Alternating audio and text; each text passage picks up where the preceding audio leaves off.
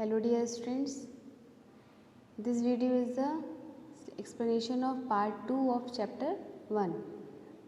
So in previous video we understand what is a solid state, liquid state and gaseous state. In water exists as 3 states, solid, liquid and gas.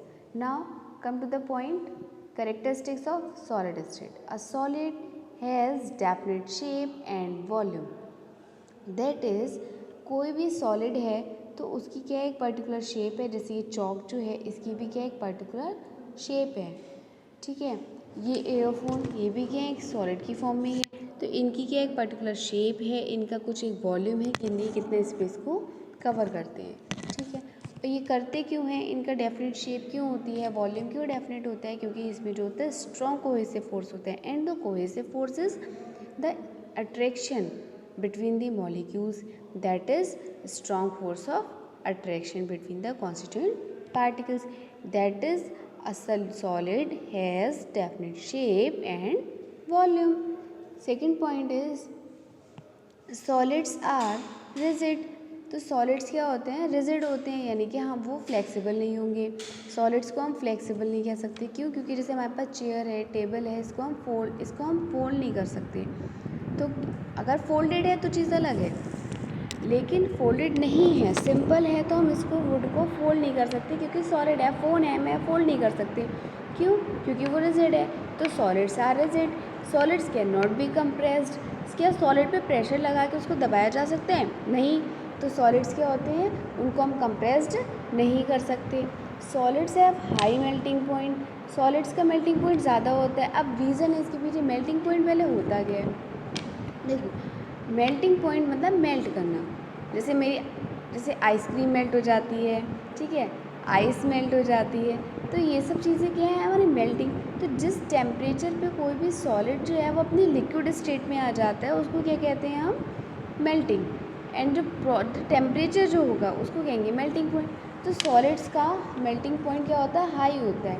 Reason है इसके पीछे कि जो solids होते हैं उनका क्या होता है कि उनके जो मॉलिक्यूल्स हैं वो बहुत ही ज़्यादा अट्रैक्टेड होते हैं, तो उनको ब्रेक करना इजी नहीं होता है। That is high melting point. And solids have higher density. Higher density that is mass. Mass ज़्यादा होगा तो डेंसिटी ज़्यादा होगी। अब सॉलिड्स में क्या होता है, strong intermolecular forces.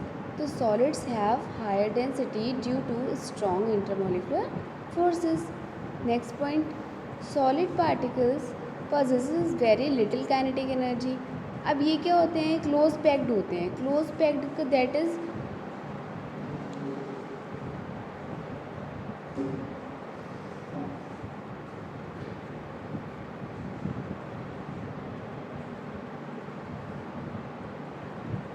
Closed packed का मीन्स होता है कि ये क्या होते हैं, ये आपस में बहुत ज़्यादा अटैच होते हैं।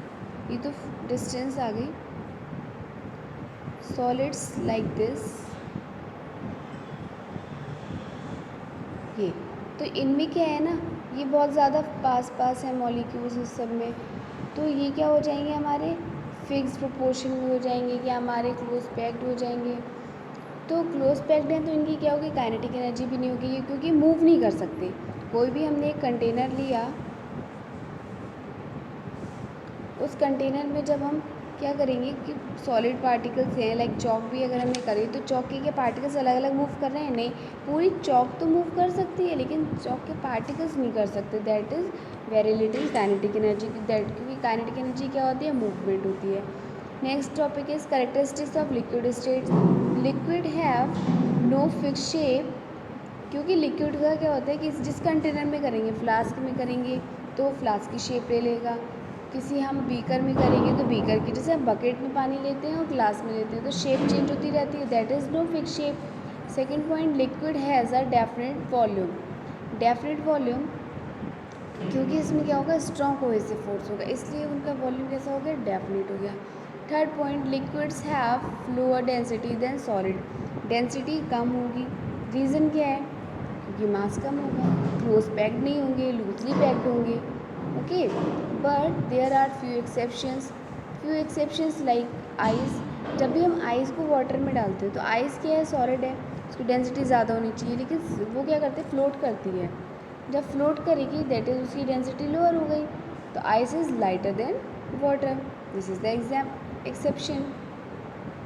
Liquids are slightly more compressible than solids.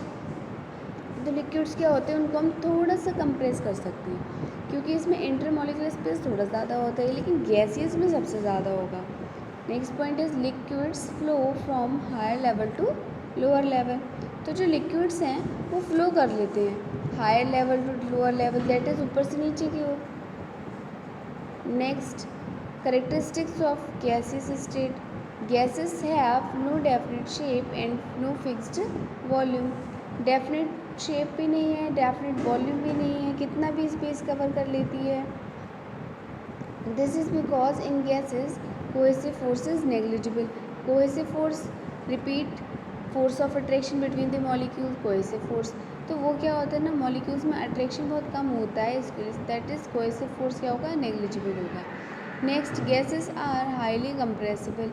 तो गैसेस को हम कंप्रेस कर सकते हैं, जैसे कि हमने देखा एलपीजी सिलेंडर वगैरह में होते हैं। Next point, gases can easily flow from high pressure to low pressure.